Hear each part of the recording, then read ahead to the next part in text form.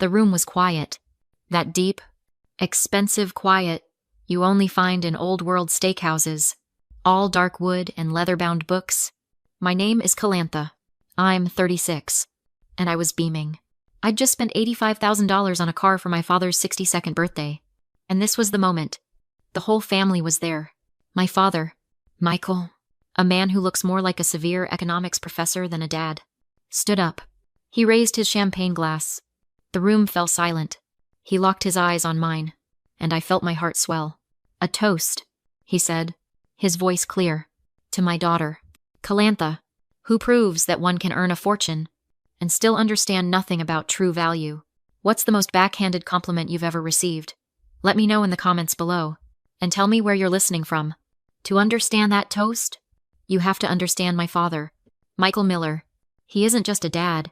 He's a tenured economics professor.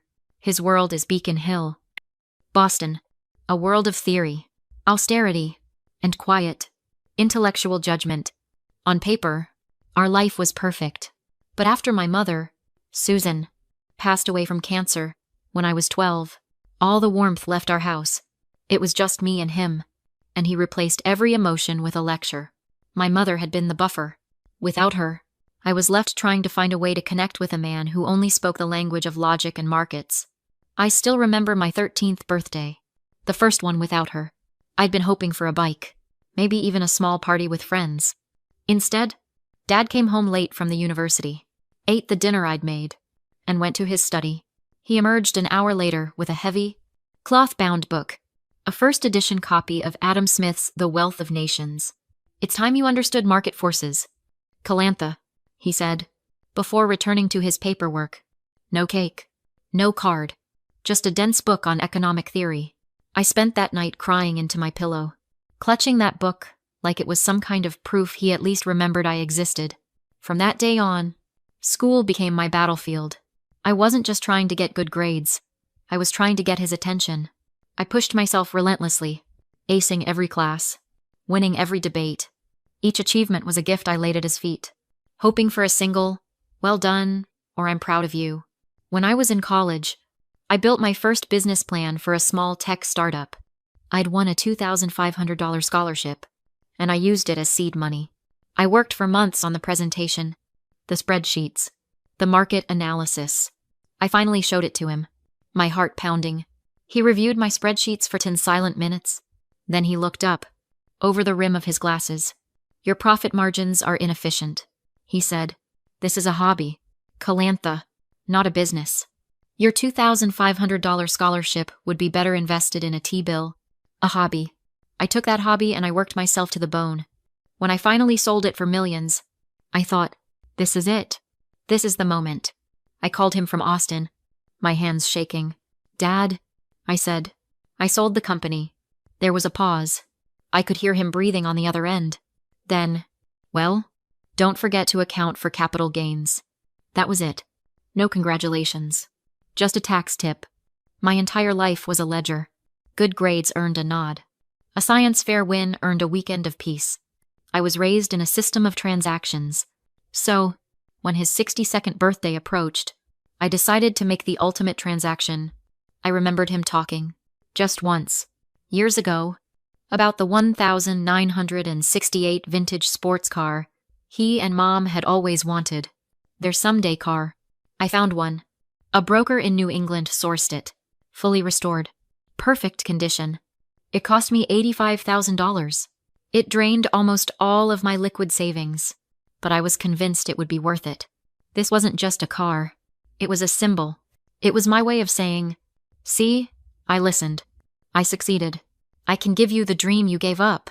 I was trying to finally buy the one product I'd always been denied his approval. I spent months planning the party, coordinating with the broker, imagining the look on his face. This time, he'd have to see me. This time, it would be different.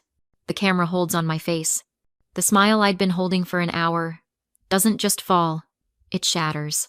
For a second, the world went silent. Then I heard a single, sharp laugh from my Uncle David. My Aunt Karen, sitting next to him, shot him a look that could kill, and he immediately coughed, pretending he'd choked on his water. Across the table, "Linda, My father's new academic girlfriend. Looked horrified. She stared down at her plate as if it held the secrets to the universe. I felt the heat rise in my face. A hot, stinging blush of pure humiliation. I could feel the tears welling, but I refused to let them fall. Not here. Not in front of him. I didn't cry. I didn't yell. I didn't ask why. In that moment, I realized a truth I'd never understood. You don't have to win the argument. You just have to protect your dignity. I stood up slowly. The scrape of my chair against the hardwood floor sounded deafeningly loud in the silent room. I placed my heavy linen napkin neatly on the table, and without a single word, I chose dignity over drama. I turned, and I walked out. I walked past the bar, where people were laughing, oblivious. I walked past the host stand. I pushed open the heavy oak doors and stepped out into the cold, damp Boston night. The air hit my lungs, and it felt like breathing for the first time. I got into the back of an Uber I'd called from the lobby. Only then, in the darkness of the back seat, did I let a single, hot tear roll down my cheek. I wasn't sobbing. I was consumed by a cold, sharp clarity. The next morning, I was in my sterile hotel room at 7 a.m. I hadn't slept. I was just staring at my phone, watching the pale light filter through the curtains. Then it buzzed. A text from Michael, my father. My heart leaped. Maybe it was an apology. Maybe he'd woken up and realized what he'd done. I opened it. The text read, "You created an incredibly awkward situation last night. You embarrassed me in front of Linda." I stared at the words. My blood didn't just run cold. It turned to ice. I embarrassed him. There was no apology, no remorse. Just blame. I didn't reply. I couldn't. What could I even say? 10 minutes later, my phone buzzed again. Text number 2 from Michael. "Linda is very upset. You owe her an apology for ruining the evening." This time, I almost laughed. It was so absurd. The suffocating lack of self-awareness. The sheer nerve of it. I owed his girlfriend an apology. My phone started ringing. "Michael?" I hit ignore. It rang again. Immediately. "Michael." I hit ignore again. A few seconds later, a new text notification appeared. "This is childish. Calantha, I am flying to a conference at noon. I expect you to have the keys and paperwork for the car on my desk before I return. We will discuss your immature behavior then." I read that last text 3 times. He wasn't just unapologetic. He was doubling down. He was demanding the $85,000 gift he had just publicly mocked and humiliated me for giving him. He saw my pain as immature behavior. And that car, he saw it as his right. I read that final text. The demand, the entitlement, the complete lack of empathy. Something in me snapped. But it wasn't an emotional break. It was a professional one. I'm the co-founder of a successful tech company. I know how to sever a bad contract. I picked up my phone, but I didn't text him. I went to my contacts and called James, the classic car broker. He picked up, his voice cheerful.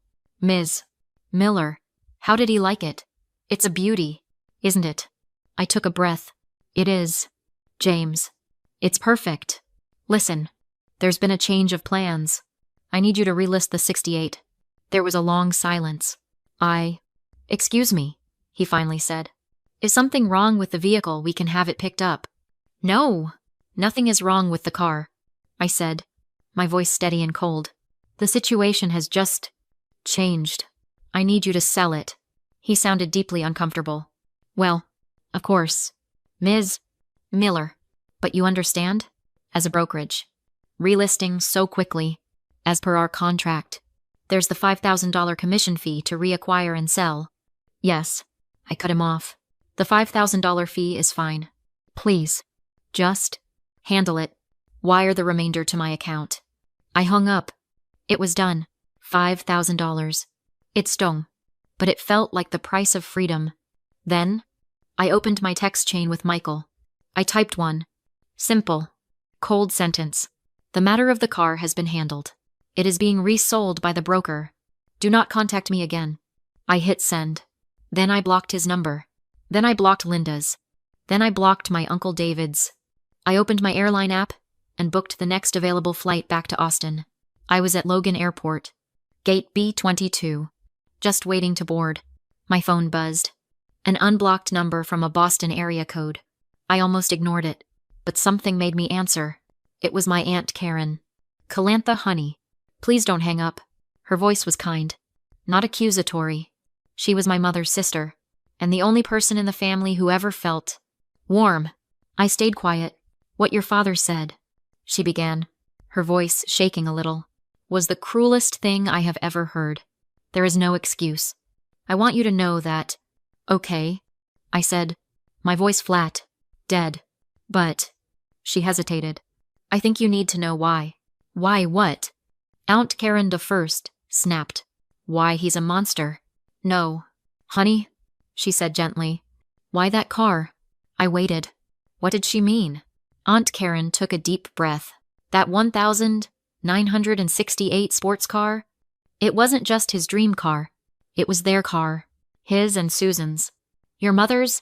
My stomach just dropped. I had to lean against the terminal window. I felt dizzy. "He never told you, oh." "Michael," she sighed. "They were saving for it. Calantha. They had a picture of it on the fridge for years. It was their someday car. For when he got tenure and the kids were older." I couldn't breathe. "When your mom got sick?" Karen continued, her voice cracking. "All that money, all of it, went to her medical bills. Every last cent. And after she was gone, he never spoke of it again. He took that picture down. He put that dream, and all his grief, into a box, and buried it. He buried everything. He never told me." I whispered. "Of course not," Karen said. And now she was weeping softly. "Honey, when you showed up with that car, with that exact car, you didn't just give him a gift. You resurrected a ghost. You unintentionally dug up the one piece of pain he couldn't bear to look at." She paused, and her next words hit me like a physical blow. "He didn't lash out at you, Calantha. He lashed out at it. At the reminder of everything he lost." My flight started boarding. I just stood there, completely frozen, the phone still pressed to my ear. 2 days later, I was back in my condo in Austin. The sun was streaming through the floor-to-ceiling windows, but my apartment felt cold. I'd been walking around in a daze, processing Aunt Karen's call. The anger was still there, a hot coil in my stomach. But now it was tangled up with this profound, tragic new information. He wasn't just cruel, he was broken. And I had, completely by accident, taken a hammer to the cast he'd built around his heart. I didn't know what to do with that. My laptop pinged. An email? Not from his personal account, which I'd blocked, but from his university address. The subject line just said Calantha. I opened it. The email was short. "Calantha, I have been trying to reach you. You will not return my calls.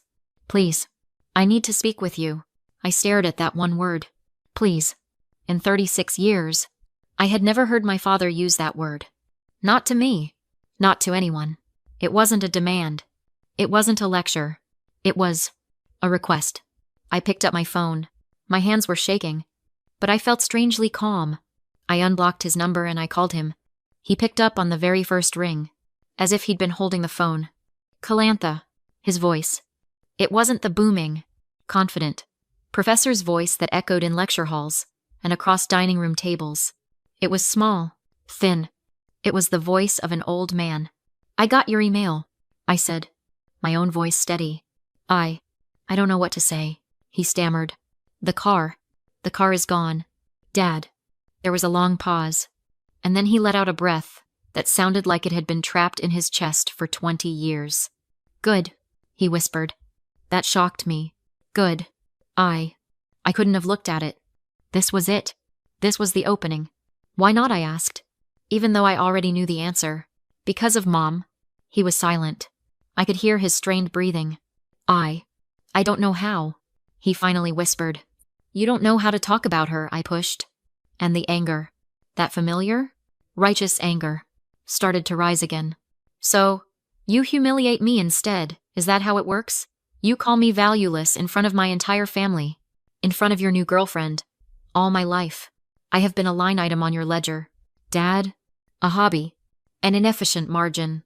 I'm so tired of trying to earn my place on your balance sheet." The words just poured out of me. All the pain of the calculator, the business plan, the decades of being measured and found lacking. On the other end of the line, he made a sound. It wasn't a word. It was a choked, guttural sob that was torn out of him. "It's not you," he said, and his voice was breaking apart. "It's me." He was openly crying now, and I just stood there, my phone pressed to my ear. "Frozen, you look so much like her," he wept. "And you're successful. You built something from nothing. From that hobby. I don't know how to. I'm so proud of you. Calantha, I'm so proud.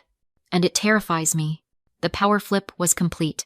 The stoic professor, the man of ironclad theories and emotional austerity, was gone. In his place was just my dad.